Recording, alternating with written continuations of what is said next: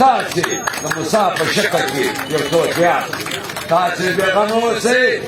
تاسې په خپلو کې احتیاط او اتفاق وکړئ تاسې یو د بل قدر وکړئ عزت د تربره په بېعزتي کې نشته عزت د تربره په بېعزتي کې نشته عزت د خپلې خاورې په ازادي کې دی عزت د خپلې خاورې په ازادي کې دی تاسو هوښیار اوسئ تاسو یو په بله ماخته کېږئ دښمن غواړي دغه چې یو څوک د بله سره اخته کړي دا خو زه به داسې درته ووایم چې زموږ د نبي مبارک په شپو کې هم منافقین موجود وو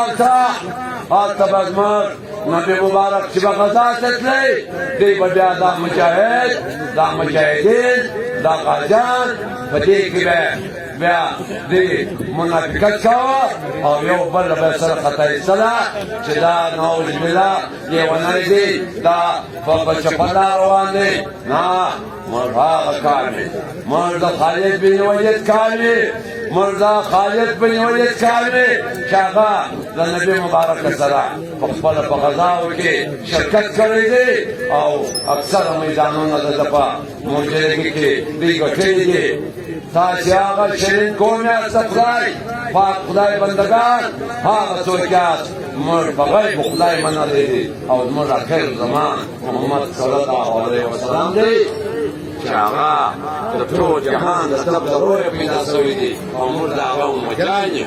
تاسې راډه اوسېږئ پر خدای باندې ګران یاست تاسې پر خدای ګران یاست تاسې د خدای پر نبیانو ګران یاست تاسې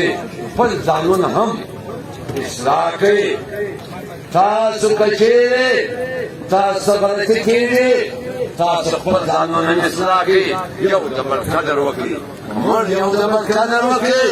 ټول عمر به موږ بریالي ټول عمر به موږ کامیاب یو تاسو په اخر کې بیا درخواست کوم په ډېر نظم و ضبط په ډېر منظمه طریقه په ډېر درنوالي تاسې په خپل ځای محکم وڅېړئ تاسې دا فکر مه کوئ چې موږ دلته ناست یو موږ نو خدای نه خواسته هسې ناست یو تاسې هر یو دومره وزن لرئ تاسې هر یو لس تنه وزن لرئ او د دښمن په وجود کې ښکاره یاست تاسې د دښمن په وجود کې ښکاره یاست د هر یو وزن لس تنه څه زیات دی